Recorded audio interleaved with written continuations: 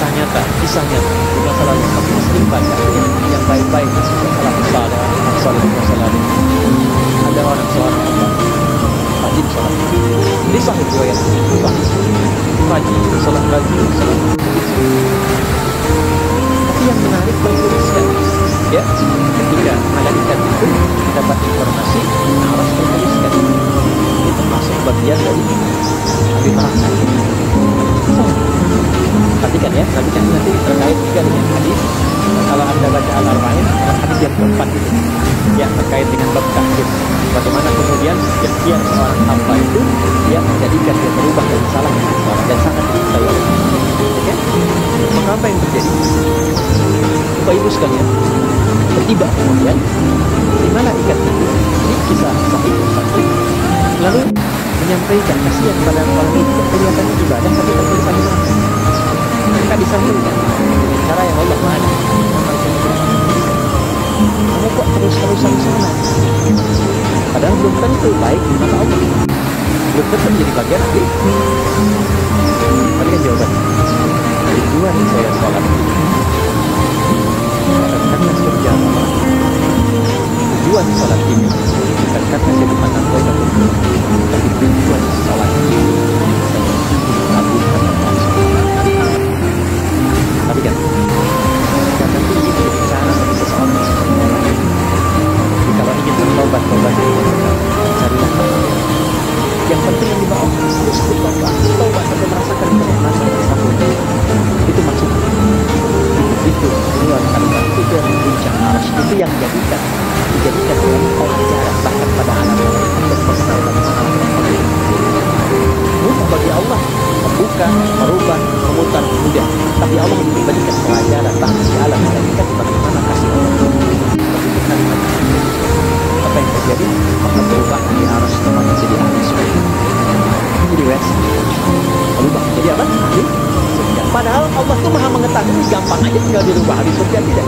Tapi Allah ingin memberikan informasi bahkan di alam langit kepada para malaikat betapa tingginya rahmat Allah memberi kesempatan pada setiap hambanya untuk kembali kepada Allah. Dan itu disebut hamba. Disebut hamba.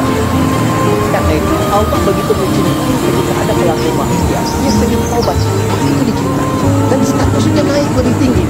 Ini yang menyebabkan ayat ini turun. Ya, ibadiyalladzina asrafu ala anfusihim. Ini yang menyebabkan itu menunjukkan rahmat Allah.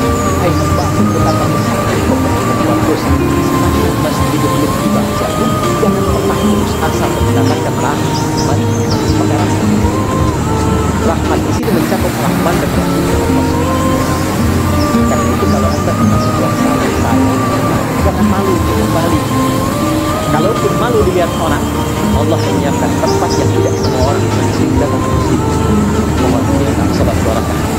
Kita kembalikan kepada Allah sampai hati katakan. Jelas di sini? Baik. Dan yang ketiga, ini yang paling juga banyak disebutkan, ya. Satu, solusi. Yang kedua apa? Ampunan dari dosa yang begitu melimpah, ya. Dan yang ketiga, rahmat yang ketiga, kasih sayang yang memudahkan jalan-jalan hidupnya sampai yang ketiga. Semua kita pasti ingin mendapatkan kemudahan, kenyamanan, bukan cuma dunia sampai dengan akhirat.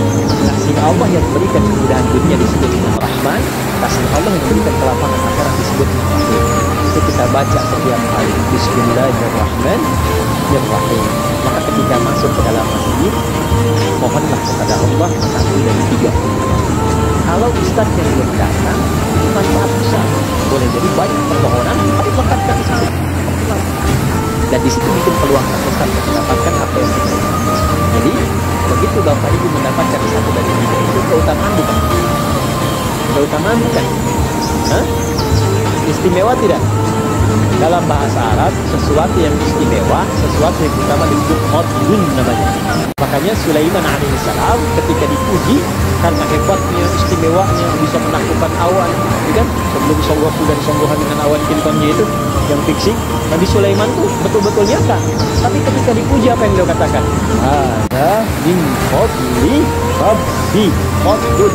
Itulah sebabnya kalau bisa jangan dulu keluar sampai merasakan rahmat Allah ada dalam diri kita. Begitu keluar, Anda keluar dengan kaki kiri dengan mengatakan Allahumma inni as'aluka min fadlik.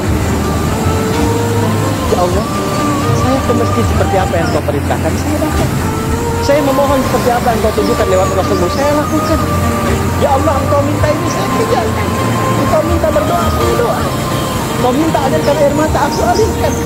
Maka mohon ya Allah, tidak biarkan aku keluar dari rumah ini kecuali Kau kabulkan apa yang aku mohonkan sesuai dengan janji yang Kau tetapkan sebagai kemuliaan. Ya Allah, saya mohon kemuliaan.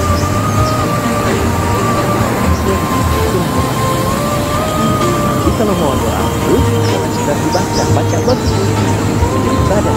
Tapi yang paling penting sehingga itu bisa merubah diri kita dengan ibadah. Makanya beda sama saya. Antum kalau tahu makna sedikit aja,